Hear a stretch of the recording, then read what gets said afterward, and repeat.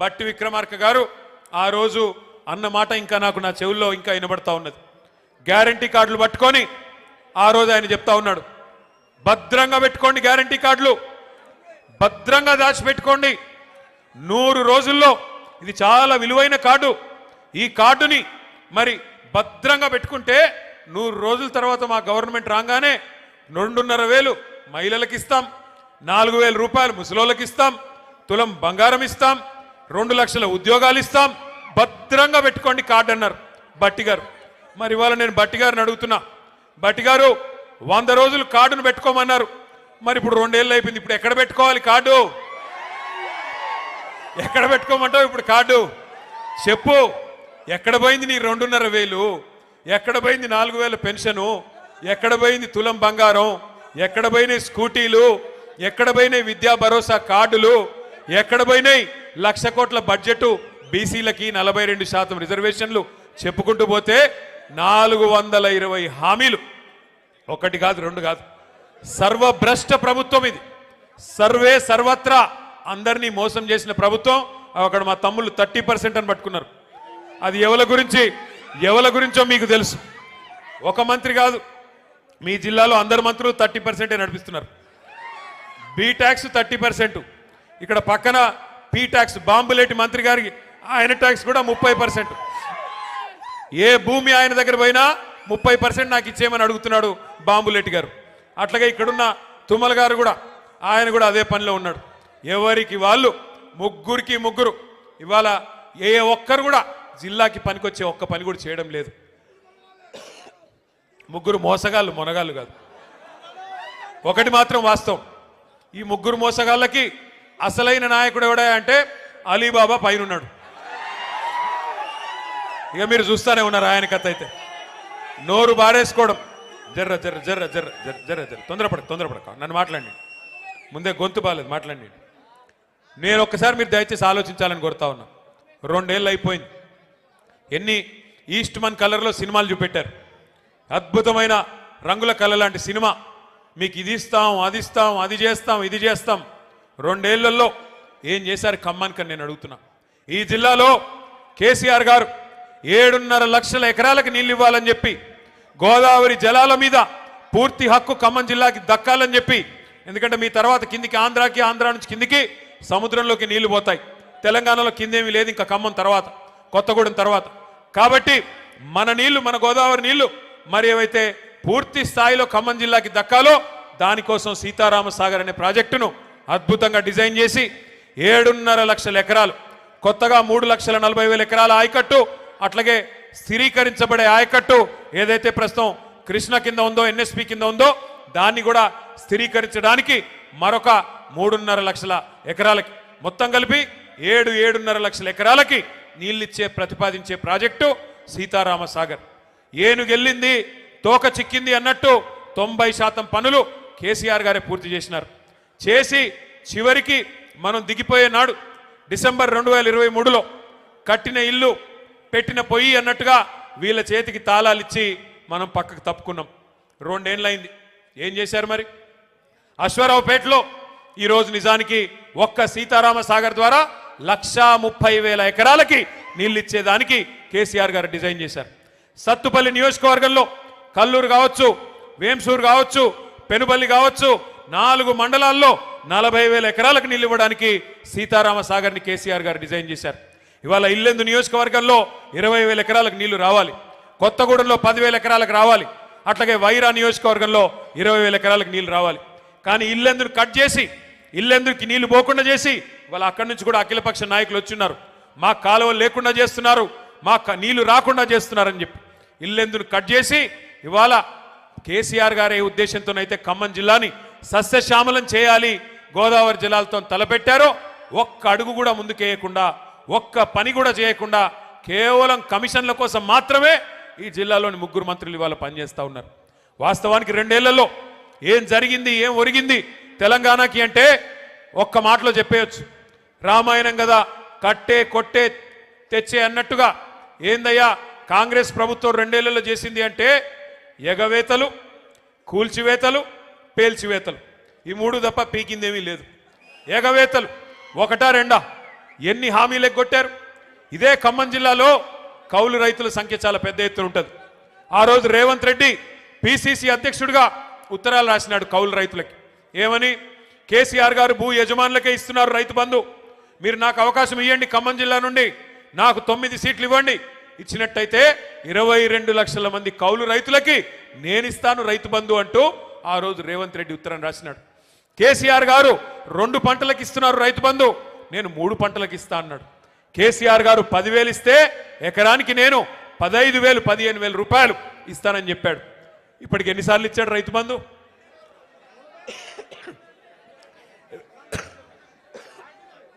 బూతులొద్దు కానీ 15,000 ఇస్తానని చెప్పి 12,000 కుదించి అది కూడా ఇప్పటికి ఇచ్చింది ఒక్కసారి. 2 సార్లు ఎగ్గొట్టిండు. మొదటిసారి కేసీఆర్ గారు పెట్టిందే ఆ 5,000 రూపాయలు ఇచ్చాడు తప్ప ఒక్కసారి. 2 ఏళ్లలో ఈ ప్రభుత్వం రైతు బంధు వేసింది ఒక్కసారి, అది కూడా తగ్గించి 15,000 అని చెప్పి 12,000 కుదించి అది కూడా మొన్న ఒక్కసారి వేశారు. మళ్ళీ ఇప్పుడు సంక్రాంతి పండుగ రాబోతా ఉంది. మరి ఇప్పుడు వేస్తారో వేయరో ఎవరికి తెలియదు. ఎంత దారుణం అంటే కౌలు రైతులను మర్చిపోయారు. 3 పంటలకు రైతు బంధు ఇస్తామనేది మర్చిపోయారు. 15,000 మర్చిపోయారు. రైతు కూలీలకు పెద్ద పెద్ద కానీలు చెప్పారు. రైతు కూలీలకు కూడా నెలకు 1,000 రూపాయలు చొప్పున ఇస్తామన్నారు. 25 నెలలు అయిపోయింది. మరి వచ్చినాయా నెలకు 1,000 రూపాయలు ఎవరికన్నా రైతు కూలీలకి? ఎక్కడా ఎవరికేం లేదు. ఇందిరమ్మ ఆత్మీయ భరోసా అన్నారు, వచ్చిందా ఎవరికన్నా ఆత్మీయ భరోసా? రైతులకు, కౌలు రైతులకు, రైతు కూలీల సంగతి దేవుడెరుగు. ఇవాళ షాపుల్లో యూరియా అనేది దిక్కులేదు. షాపుల్లో యూరియా లేక యూరియా కోసం లైన్లు కడుతుంటే రైతులు, మరి మన తమ్ముళ్ళందరూ వీడియోలు తీసి వాట్సాప్లలో పెడుతుంటే ప్రభుత్వం పరువు పోతుందని చెప్పి ఒక కొత్త నాటకానికి శ్రీకారం చుట్టారు. ఏమని? యాప్ అంట. యాప్లో వస్తుంది. యాప్లో ఎప్పుడు వస్తుంది? షాపులో ఉంటాయి కదా, అక్కడ షాపులోనే లేదు, యాప్లో ఎడికెళ్ళి వస్తుంది. ఇప్పుడు ఈ యాప్ కూడా పనిచేయట్లేదు. యాప్ పనిచేయకపోతే ఇప్పుడు కొత్త నాటకం మళ్ళోటి కార్డు అంట. కార్డు ఇక గ్యారంటీ కార్డులు అయిపోయినాయి, యూరియా కార్డు కావాలంటే ఇప్పుడు. మరి నేను అడుగుతా ఉన్నా, ఒక్కసారి ఖమ్మం జిల్లా రైతన్నలు ఆలోచించాలా. కేసీఆర్ గారు 10 ఏళ్ళు పరిపాలించినప్పుడు ఏ యాప్ అవసరం పడలేదు, ఏ కార్డు అవసరం పడలేదు. ఆటో వాడికి 4 రూపాయలు ఇస్తే బాయికాడికి తీసుకొచ్చి బంగారం లాగా 6 కావాలంటే 6, 10 కావాలంటే 10 యూరియా బస్తాలు బాయికాడికే వచ్చేది. మరి ఈరోజు ఈ దౌర్భాగ్యులు వచ్చిన తర్వాత, ఈ వ్యవసాయం తెలవని ముఖ్యమంత్రి గారు వచ్చిన తర్వాత, నీళ్ల గురించి కనీస అవగాహన లేని ముఖ్యమంత్రి వచ్చిన తర్వాత రైతన్నలకి ఈ కష్టం వచ్చి పడింది. నేను ఏదో దుగ్ధతోనో బాధతోనో మాట్లాడడం లేదు. నేను ఎందుకు చెప్తా ఉన్నానంటే, ఎందుకు చెప్తా ఉన్నా అంటే, ఈ ముఖ్యమంత్రి గారికి నదీ జలాల మీద కనీస అవగాహన లేదు. గోదావరిలో, కృష్ణా నదిలో మన హక్కుల గురించి కనీస అవగాహన లేదు. గోదావరి ప్రవహిస్తే ఉమ్మడి ఆంధ్రప్రదేశ్లో మనకి అక్కడ బాసర అవతల ఎంటర్ అవుతే ఇక్కడ భద్రాచలం దాకా ఉంటుంది. 79% ఉమ్మడి ఆంధ్రప్రదేశ్లో కూడా గోదావరి పరివాహక ప్రాంతం తెలంగాణ ప్రాంతంలో ఉంటుంది. కృష్ణా పరివాహక ప్రాంతంలో 69% ఉమ్మడి ఆంధ్రప్రదేశ్లో కూడా తెలంగాణ భూభాగంలో ఉంటుంది. మరి అలాంటప్పుడు 79% నదీ పారకం ఇక్కడ ఉండి, క్యాచ్మెంట్ ఏరియా ఇక్కడ ఉండి, బాసరా టు భద్రాచలం గోదావరి ఉండి మనకు నీళ్లు రాకపోవడం ఏందని చెప్పి కేసీఆర్ గారు కొట్లాడిందే ఆ నీళ్ల కోసం. కానీ ఈ ముఖ్యమంత్రి రేవంత్ రెడ్డి గారు వచ్చిన తర్వాత ఆయన అధికారులను అడుగుతుంటే, దాన్ని టీవీ వాళ్ళు చూపెడుతుంటే మనం సిగ్గుపడాల్సి వస్తున్నది. ఆయన అడుగుతున్నాడు, దేవాదుల ఏ బేసిన్లో ఉన్నది? గోదావరి బేసిన్లో ఉన్నదా అని అడుగుతున్నాడు.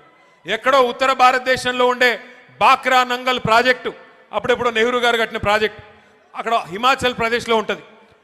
స్వాతంత్ర దినోత్సవం నాడు ముఖ్యమంత్రి గారు చెప్తున్నారు, బాక్రా నంగల్ ప్రాజెక్టు తెలంగాణలో ఉన్నదంట. మనకు తెలియదాయే. అంటే ఇంత గొప్ప ముఖ్యమంత్రి, నదులు తెలియదు, నీళ్లు తెలియదు. చివరికి ఎట్లాంటి పరిస్థితి అంటే, ఈరోజు ఈ ముఖ్యమంత్రి గారిని చూస్తూ ఉంటే నిజంగా జాలేస్తూ ఉన్నది. 2 ఏళ్ళు ఆయన అసమర్థతను కప్పిపుచ్చుకోవడానికి, ఆయన చేతగాంతనాన్ని, ఆయన ఫెయిల్యూర్స్ని, ఆయన హామీలు అమలు చేయలేని అసమర్థతను కప్పిపుచ్చుకోవడానికి పచ్చి అబద్ధాలకు ఎత్తుకున్నాడు. ఏం మాట్లాడినా, ఏం అడిగినా, ఏమయ్యా రేవంత్ రెడ్డి గారు ఎందుకు అమలు చేయవు? 100 రోజులు 6 గ్యారంటీలు అంటివి ఏమైంది అంటే, ఇవాళ ఒకటే పల్ల వెతుకున్నారు అందరూ. ఏమంటారు వాళ్ళు? కేసీఆర్ అప్పుల పాలు చేసిపోయాడు, కేసీఆర్ రాష్ట్రాన్ని అప్పుల పాలు చేసిపోయాడని చెప్పి దుష్ప్రచారం, అబద్ధాలు చెప్తా ఉన్నారు. మొన్న ఈ మధ్యనే పార్లమెంట్లో ఒక బీజేపీ ఎంపీ గారు ఆయన అడిగినాడు కేంద్ర ప్రభుత్వాన్ని, మరి రేవంత్ రెడ్డి చెప్తున్నాడు రాష్ట్రం అప్పుల పాలైపోయింది అంటున్నాడు, కేసీఆర్ గారు అప్పుల పాలు చేశారు అంటున్నాడు, ఎంత అప్పు అయింది? కేసీఆర్ గారు పదవి బాధ్యతలు చేపట్టినాడు, తెలంగాణ వచ్చినాడు, ఉన్న అప్పెంత? కేసీఆర్ గారు తప్పుకున్న నాడు ఉన్న అప్పెంత అని చెప్పి అడగడం జరిగింది. కేంద్ర ప్రభుత్వం రిజర్వ్ బ్యాంక్ని అడిగింది. భారతదేశంలోనే అతిపెద్ద బ్యాంక్ రిజర్వ్ బ్యాంక్. తర్వాత కంట్రోలర్ అండ్ ఆడిటర్ జనరల్ అంటే కాగ్ వాళ్ళని అడిగింది. అడిగి పార్లమెంటు వేదికగా ఆ బీజేపీ పార్లమెంట్ సభ్యుడికి కేంద్ర ప్రభుత్వం సమాధానం చెప్పింది. ఏం చెప్పిందయ్యా అంటే, కేసీఆర్ గారు పదవీ బాధ్యతలు చేపట్టిన నాడు జూన్ 2, 2014 నాడు తెలంగాణ రాష్ట్రం ఏర్పడ్డ నాడు ఉన్న అప్పు వారసత్వంగా మనకు వచ్చింది 72,000 కోట్ల రూపాయలు. కేసీఆర్ గారు పదవి నుండి దిగిపోయిన నాడు డిసెంబర్ 3, 2023 నాడు మన రాష్ట్రం యొక్క అప్పు 3,50,000 కోట్లు. అంటే ఆ 3,50,000 కోట్లలో ఆ 72 తీసేస్తే 9.5 ఏళ్ల కాలంలో కేసీఆర్ ప్రభుత్వం చేసిన అప్పు కేవలం 2,80,000 కోట్లు మాత్రమే అని చెప్పి నేను చెప్పడమో, అజయ్ గారో, నామా గారో, రవిచంద్ర గారో చెప్తున్న మాట కాదు. కేంద్ర ప్రభుత్వం చెప్తున్న మాట, రిజర్వ్ బ్యాంక్ ఆఫ్ ఇండియా చెప్తున్న మాట. వాళ్ళు చెప్పేదేమో 2,80,000 కోట్లు. బట్టి గారిని అడిగితే 6 లక్షల కోట్లు అంటాడు, తుమ్మలను అడిగితే 7 లక్షల కోట్లు అంటాడు, బాంబులేటిని అడిగితే 8 లక్షల కోట్లు అంటాడు, రేవంత్ రెడ్డిని అడిగితే 10 లక్షల కోట్లు అంటాడు. నోరే కదా, ఏముంది, ఎటు పడితే అటు మాట్లాడచ్చు, ప్రజలు వెర్రోళ్ళు కదా, నమ్ముతారులే అనుకుంటున్నారు ఈ సన్నాసులు. నేను ఒకటే గుర్తు చేస్తా ఉన్నా, ఎస్ కేసీఆర్ గారు అప్పు చేశారు, 2,80,000 కోట్ల అప్పు చేసిండు కేసీఆర్. చేసి ఏం చేసిండు? 73,000 కోట్ల రూపాయలు 70 లక్షల రైతుల ఖాతాల్లో 11 సార్లు రైతు బంధు రూపంలో వేసిన నాయకుడు కేసీఆర్. ఎస్ కేసీఆర్ గారు అప్పు చేశారు. అప్పు చేసి ఏం చేశాడు కేసీఆర్? ఒక్కొక్క రైతుకి రైతు బీమా ఇచ్చి లక్షల మంది రైతులకి 5 లక్షల రూపాయల చొప్పున చనిపోతే ఎవరైనా నష్టపరిహారం అందించారు కేసీఆర్ గారు. ఎస్ కేసీఆర్ గారు అప్పు చేశారు. 9.5 ఏళ్ళు ఒక్క ఉచిత కరెంటు కోసమే వ్యవసాయానికి 50,000 కోట్ల రూపాయలు ఖర్చు పెట్టింది కేసీఆర్ ప్రభుత్వం రైతన్నల కోసం. ఎస్ కేసీఆర్ గారు అప్పు చేశారు. 2 దఫాలుగా 1,00,000 రూపాయల చొప్పున రుణమాఫీ చేయడానికి 28,000 కోట్ల రూపాయలు వెచ్చించింది కేసీఆర్ ప్రభుత్వం. ఎస్ కేసీఆర్ గారు అప్పు చేశారు 2,80,000 కోట్లు. ఆ అప్పుతో 1,022 గురుకుల పాఠశాలలు పెట్టి 6.5 లక్షల మంది మన పిల్లలకి 6.5 లక్షల మంది పిల్లలకి ఒక్కొక్క అమ్మ మీద, ఒక్కొక్క అమ్మాయి మీద, ఒక్కొక్క తమ్ముడి మీద 1,20,000 రూపాయలు సంవత్సరానికి ఖర్చు పెట్టి నాణ్యమైన విద్య అందించారు. ఎస్ కేసీఆర్ గారు అప్పు చేశారు. చేసి ఏం చేశారు? 15 లక్షల మంది ఆడకూతురులకి 1,00,000 రూపాయలు ఇచ్చి కళ్యాణ లక్ష్మి పేరుతో, షాదీ ముబారక్ పేరుతో వారి పెళ్లి చేయించారు. ఎస్ కేసీఆర్ గారు అప్పు చేశారు. 32 జిల్లాలుగా తెలంగాణను మార్చి 32 కలెక్టరేట్లు కట్టారు. 32 కలెక్టరేట్లు మాత్రమే కాదు, 5 మెడికల్ కాలేజీలు మాత్రమే ఉన్న తెలంగాణలో 32 మెడికల్ కాలేజీలు పెట్టిన ఘనత, 32 నర్సింగ్ కాలేజీలు పెట్టిన ఘనత మన నాయకుడు కేసీఆర్ గారిది. ఎస్ కేసీఆర్ గారు అప్పు చేశారు. అప్పు చేసి ఇంటింటికి నల్లా నీళ్ళిచ్చే మిషన్ భగీరథ కార్యక్రమాన్ని 40,000 కోట్ల రూపాయలతో కట్టారు. ఎస్ కేసీఆర్ అప్పు చేసి పాలమూరు రంగారెడ్డి ఎత్తిపోతల పథకంలో 90% పనులు పూర్తి చేసి 30,000 కోట్ల రూపాయలు అక్కడ ఖర్చు పెట్టారు.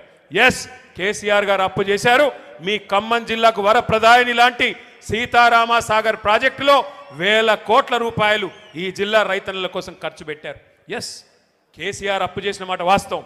కానీ కేసీఆర్ చేసిన అప్పు మన భవిష్యత్తు మీద పెట్టిన పెట్టుబడి, తెలంగాణ పిల్లల కోసం పెట్టిన పెట్టుబడి, తెలంగాణ రైతుల కోసం పెట్టిన పెట్టుబడి తప్ప కేసీఆర్ గారు మీలాగా దోచుకోలేదు. మీరేం చేస్తున్నారు 2 ఏళ్లలో చెప్పండి?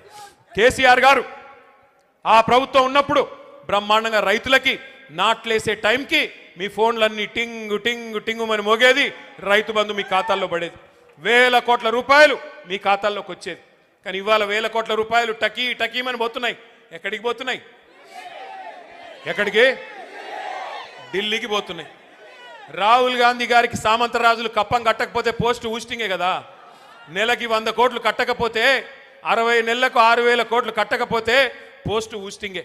నెలకు ఒకసారి పోవాలి, కాళ్ళు మొక్కాలి, కప్పం కట్టాలి, పోస్టు భద్రంగా ఉందా లేదా చూసుకోవాలి, అది తప్ప ఏంది నువ్వు పీకింది అని అడుగుతా ఉన్నా రేవంత్ రెడ్డిని. 2 ఏళ్ళు బూతు మాటలు తప్ప ఏమన్నా ఒక్క మంచి పని ఎవరి కోసమన్నా ఒకరికని చేసింటే దయచేసి చెప్పమని నేను అడుగుతా ఉన్నా. ఇవాళ బూతు మాటలు అంటే చండాలమైన మాటలు, నాకు ఇష్టం ఉండదు కానీ తప్పట్లేదు. దరిద్రంగా ఆయన మాట్లాడుతుంటే మాకు ఎదురుగా ఉన్న మాకు రక్తం ఉడుకుతా ఉంది. సరే కేసీఆర్ గారు తెలంగాణ తెచ్చిన నాయకుడు, దశాబ్దాల కళ నెరవేర్చిన నాయకుడు. ఇదే ఖమ్మం జిల్లాలో ఆనాడు 1968లో విద్యార్థుల ఉద్యోగుల ఆధ్వర్యంలో ప్రారంభమైన ఉద్యమానికి అల్టిమేట్గా లక్ష్యాన్ని చేర్చిన నాయకుడు కేసీఆర్ గారు. అట్లాగే 10 ఏళ్ళు ప్రజల చేత ఎన్నుకోబడ్డ ముఖ్యమంత్రి కేసీఆర్ గారు. తెలంగాణకు ఎన్నో అపురూపమైన అద్భుతమైన ప్రాజెక్టులు ఇచ్చినవాడు కేసీఆర్. తెలంగాణకి దేశ స్థాయిలో గౌరవం తెచ్చిపెట్టినవాడు కేసీఆర్. ఇవన్నీ కరెక్టే, మన పార్టీ అధ్యక్షుడిగా కూడా కేసీఆర్ కరెక్టే. కానీ ఇవన్నింటికి మించి మా నాన్న కదా, మరి మా నాన్నని ఇష్టం వచ్చినట్టు అంటే ఓ కొడుకుగా నా కోపం రాదా? నేను మాట్లాడుతుంటే అప్పుడప్పుడు మన పెద్దోళ్ళు చెప్తుంటారు, మన ఉపేంద్ర అన్న చెప్తుంటాడు అప్పుడప్పుడు, మీరెందుకు మాట్లాడుతున్నారు వాళ్ళలాగా దిగజారి అని. వాళ్ళలాగా దిగజారి మాట్లాడాలని నాకు లేదు, కానీ వాళ్ళు మాట్లాడుతున్న మాటలంటే రక్తం ఉడుకుతున్నది. ఏం అడుగుతున్నాం మనము? ఏమైందయ్యా? కౌలు రైతులకు డబ్బులు ఇస్తానంటివి, కౌలు రైతులకు రైతు బంధు అన్నావు కదా, 22 లక్షల మందికి ఉత్తరం రాస్తేవి కదా, కౌలు రైతుల పక్షాన్ని అడుగుతున్నా ఏది రైతు బంధు అంటే ఏమంటాడు? నీ లాగులో తొండలు వదులుతా అంటాడు. ఏమైందయ్యా? మహిళలకు ఇస్తానన్న 2,500 అంటే నీ గుడ్లు బీకి గోటీలు ఆడతా అంటాడు.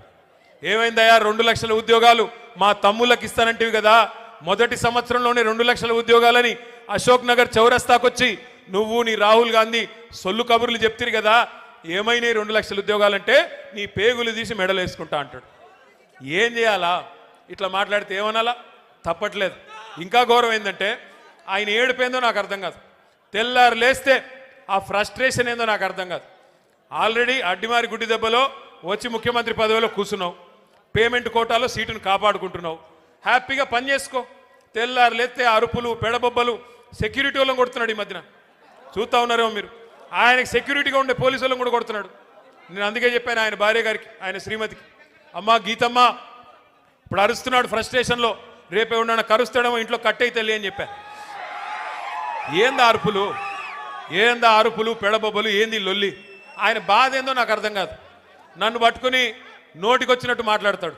నువ్వు నీలాగా నేను గుంటూరులో చదువుకోలేదు అంటాడు. అవును, నేను చదువుకున్నా గుంటూరులో, నేను చదువుకున్నా, ఓ 2 ఏళ్ళు చదువుకున్నా. నేను 1991లో రాష్ట్రం ఒకటిగా ఉన్నప్పుడు ఆనాడు మా నాన్నగారు నన్ను తీసుకొని పోయి అక్కడ విజ్ఞాన్ కాలేజీలో లావు రత్తయ్య గారు అన్న పెద్ద మనిషి ఉంటారు, ఆ రత్తయ్య గారి కాలేజీలో వేస్తే ఖమ్మం జిల్లాలోని చాలామంది పిల్లల్లాగానే నేను కూడా పోయి చదువుకుంటే తప్ప నేను నీలాగా ఆవారగడ్లాగా తిరగలేదు. మరి నేను చదువుకున్నా, మా అమ్మ నాన్న నాకు చదువుకోమంటే చదువుకున్నా, అది కూడా తప్పేనా? నేను ఇంకోటి అడుగుతా, నేను ఆంధ్రాకి పోయి చదువుకుంటే తప్పంట, కానీ ఈయన మాత్రం భీమవరం నుంచి అల్లుడు తెచ్చుకోవచ్చు అంట. ఇదెక్కడి నీతి? మరి నువ్వేమో ఆంధ్ర నుండి అల్లుడిని తెచ్చుకోవచ్చు, నేను ఆంధ్ర పోయి చదువుకోకూడదా? ఇంకో మాట అంటాడు, నేనంట అమెరికాలో బాత్రూమ్లు కడిగేటోనంట. ఎవరిని అయ్యా నేను ఏం చెప్పాలి నీకు? మీ అన్నున్నాడు కదా అమెరికాలో, మీ అన్నున్నాడు జగదీష్ రెడ్డి అని, రేవంత్ రెడ్డి అన్నున్నాడు. ఆయన ఇంట్లో ఆయన బాత్రూమ్ కడుక్కోడా? ఈయోడని వచ్చి కడుగుతాడా? ఎవరింట్లో వాళ్ళు అక్కడ బోళ్ళు కడుగుతారు, వంట వండుకుంటారు, తింటారు. అక్కడ పనులు దొరకరు. సామాన్యమైన కుటుంబాలకు అక్కడ పనులు ఉండరు. నువ్వు వేల లక్షల కోట్ల అధిపతి అయితే తప్ప నీకు అక్కడ ఉండరు. ఎవరి ఇంట్లో వాడు పని చేసుకుంటాడు. అయినా ఇక్కడ మా ఆడకూతురులు ఇంతమంది ఉన్నారు, మనం ఇళ్లలో మన పని చేసుకోమా? తప్ప చేసుకుంటే ఎవరింటి పనులు చేసుకుంటే తప్ప? నాకు తెలవకడుగుతా. ఏం మాటలు ఇవి? నిన్ను గెలిపించింది ఎందుకు? నిన్ను అడుగుతున్నది ఏంటి? నువ్వు చేస్తున్నది ఏంటి? ఈ ఎగవేతలు బంద్ చేసి, ఈ పనికి మాలిన డైలాగులు బంద్ చేసి పని చేయరా బాబు అంటే అది చేత కాదు. ఇక మీ జిల్లా మంత్రులు అయితే ఒక్కొక్కడికి మొక్కాల. ఒక ఆయన ఉన్నాడు రెవెన్యూ మంత్రి బాంబులేటి, ఇక దీపావళికి బాంబులు వెళ్తాయి చూడండి అన్నాడు. 2 దీపావళిలు పోయినాయి, బాంబులు ఎక్కడ వెళ్ళాయో నాకు తెలియదు. ఈయన గారు పోయి మాత్రం అదాని కాళ్ళు పట్టుకొని, మోడీ కాళ్ళు పట్టుకొని, ఆయన ఇంటి మీద ఈడీ రేడ్ అయితే మాత్రం కాళ్ళు పట్టుకొని మీ బీజేపీలో చేరుతాను, దండం పెడతాను, నా మీద కేసు పెట్టకండి అని చెప్పి సిగ్గు లేకుండా బీజేపీకి మోకరిల్లి ఇవాళ కేసు మాఫీ చేయించుకుంటా ఉన్నాడు. ఇక ఇక్కడ ఖమ్మంలో ఇంకో మంత్రి గారు, ఆయన మన కార్పొరేటర్లు ఇల్లు బిజీగా తిరుగుతూ ఉన్నాడు. కార్పొరేటర్ల ఇంటి చుట్టూ తిరుగుతూ ఇవాళ నేను ఇక్కడికి వస్తున్నా అంటే ఒక 3 కార్పొరేటర్లు వేసుకొని పోయి రేవంత్ రెడ్డి కాడ కూర్చోబెట్టిండట. ఒకటి మాత్రం నేను పక్కాగా చెప్తున్నా, మంత్రి గారు, ప్రజలు అనుకుంటే మీరు ఎంతమందిని ఎత్తుకొని పోయినా నువ్వు పీకేదేమి ఉండదు. ప్రజలు అనుకుంటే పెద్ద వాళ్ళని ఇంటికి పంపించారు, నువ్వు ఎంతమంది నన్ను ఎత్తుకొని పో పర్లేదు, బంగారం లాంటి కొత్త వాళ్ళని తయారు చేసుకుంటాం, కొత్త యువతకి అవకాశం ఇవ్వాలని చెప్పి కూడా నేను పువ్వాడ అజయ్ గారిని కోరుతా ఉన్నా. కొత్త వాళ్ళకి అవకాశం ఇవ్వండి. బంగారం లాంటి నాయకులు ఉన్నారు, మనకి చాకులు లాంటి పిల్లలు ఉన్నారు, అవకాశం ఇవ్వండి. వాళ్ళే మరి కొత్త కొత్త నాయకులుగా ఉద్భవిస్తారు. ఇవాళ నేను ఖమ్మానికి వస్తుంటే గర్వంగా అనిపించింది. ఎందుకు ఎంటర్ అవుతా ఉంటే ఆ మున్నేరు రివర్ ఫ్రంట్ మన గవర్నమెంట్ ప్రారంభించి మంజూరు చేసిన రివర్ ఫ్రంట్ కనబడ్డది. కేబుల్ బ్రిడ్జి పనులు మనం ఉంటే ఈ పాటికి అయ్యిపోయేది, ఇంకా కూడా నత్తనడకన సాగుతుంటే ఆ బ్రిడ్జి మీద మొత్తం ట్రాఫిక్ జామ్ అయిపోయింది. ఆ తర్వాత కొద్దిగా ముందుకొస్తే మన ప్రభుత్వంలో మనం వేసిన బ్రహ్మాండమైన రహదారుల విస్తరణ, డివైడర్లు, జంక్షన్లు అన్నీ కనబడ్డాయి. లక్కారం చెరువు ఎట్లా ఉండేది గతంలో కాంగ్రెస్ ప్రభుత్వం ఉన్నప్పుడు, తర్వాత బీఆర్ఎస్ వచ్చినాక ఎట్లా అయిందో నాకంటే బాగా మీకే తెలుసు. అట్లాగే కొత్త బస్ స్టాండ్ పక్కనే కొత్త కార్పొరేషను బిల్డింగు, కొత్త ఐటీ హబ్బు, మొత్తం ఖమ్మం రూపురేఖలు మార్చిన ఘనత పెద్దలు కేసీఆర్ గారిది తప్ప ఎవరు పడితే వాళ్ళది కాదు అనే మాట నేను మీకు విజ్ఞప్తి చేస్తా ఉన్నా. ఇవాళ కొంతమంది చెప్పుకుంటా ఉన్నారు నేను చేశానంటే నేను చేశాను. తుమ్మల గారు చెప్తున్నారంట ఆయన హయాంలోనే జరిగింది. నేను అడుగుతా ఉన్న తుమ్మల గారు, 2014లో ఎక్కడున్నారు మీరు? ఓడిపోయి ఇంట్లో కూర్చుంటే మిత్రుడు కదా అని తీసుకొచ్చి కేసీఆర్ గారు మంత్రి చేసి మీకు బాధ్యత అప్పచెప్పారు. మీ కేసీఆర్ గారి నాయకత్వంలో 2014 తర్వాతనే ఖమ్మం రూపురేఖలు మారినాయి తప్ప అంతకుముందు మీరు చేసింది ఏమీ లేదు అనే మాట కూడా నేను గుర్తు చేస్తా ఉన్నా. దయచేసి నేను మిత్రుల్ని కోరుతా ఉన్నా, ఇవాళ పక్కనే ఉన్న డిప్యూటీ సీఎం కావచ్చు, ఇక్కడ ఉన్న ఈ ఇద్దరు మంత్రులు కావచ్చు, రేపు ఖమ్మం కార్పొరేషన్ మీద పడతారు. వాళ్ళకి అర్థమైపోయింది సినిమా. మొన్న మీరు పంచాయతీ ఎన్నికల్లో ట్రైలర్ చూపెట్టేసరికి భయపడ్డారు. మా తమ్ముడు ఆర్మీ రవి అనే ఓ పిల్లగాడు ఉంటాడు. ఎక్కడున్నాడు ఆయన? ఎక్కడున్నా నిలబడి తమ్ముడులే చేయలేపు. ఆర్మీ రవి అనే ఓ తమ్ముడు ఉంటాడు. ఎక్కడ ఉన్నాడు? శుద్ధవాగు సర్పంచ్ గారు. సరే ఉన్నాడు, ఎక్కడ ఉన్నాడు? ఆ తమ్ముడికి నిజంగా నేను అభినందనలు చెప్తా ఉన్నా. నేను ఒక్కడికే చెప్తున్నా, ఏమనుకోవద్దు, చాలామంది పోరాటం చేసిన వాళ్ళు ఉన్నారు. కానీ తమ్ముడు మీద కేసులు పెట్టి జైలుకు పంపించాడు పొంగులేటి. పంపించాలని ప్రయత్నం చేస్తే ఆ తమ్ముడు మొన్న వాళ్ళ ఊరిలో సర్పంచ్కి పోటీ చేసి ఎన్ని ఓట్లతో గెలిచిండు? 135 ఓట్ల మెజారిటీతో పొంగులేటి అహంకారం మీద చావు దెబ్బ కొట్టి గెలిచొచ్చాడు. చిన్న గ్రామ పంచాయతీలో 135 ఓట్ల మెజారిటీ. వాళ్ళకి సినిమా అర్థమైపోయింది. మేజర్ గ్రామ పంచాయతీలు మనం గెలిచాం. ఉన్న ఒకే ఒక రూరల్ మండలంలో 25 ఉన్నాయనుకుంటా గ్రామ పంచాయతీలు. 25 37 ఉంటే అక్కడ కూడా 3వ వంతు సీట్లు మనం గెలుచుకున్నాం. అట్లాగే మనకు బ్రహ్మాండంగా పాలేరు నియోజకవర్గంలో 4000 తేడాకు వచ్చేసినాం. సత్తుపల్లిలో కూడా మంచి సీట్లు కూడా సాధించుకున్నాం. పెద్ద ఎత్తున అక్కడ కూడా మనకి మంచి రిజల్ట్స్ వచ్చినాయి. సత్తుపల్లిలో దాదాపు 42 పంచాయతీలు అక్కడ కూడా గెలుచుకున్నాం. కొద్దిగా వైరాలు తక్కువ వచ్చినాయి, అక్కడ కూడా ఇంప్రూవ్ చేసుకుందాం. మదిరలో కూడా ఇంకా ఇంప్రూవ్మెంట్కి స్కోప్ ఉంది. మరి రేపు తొందరలోనే మున్సిపల్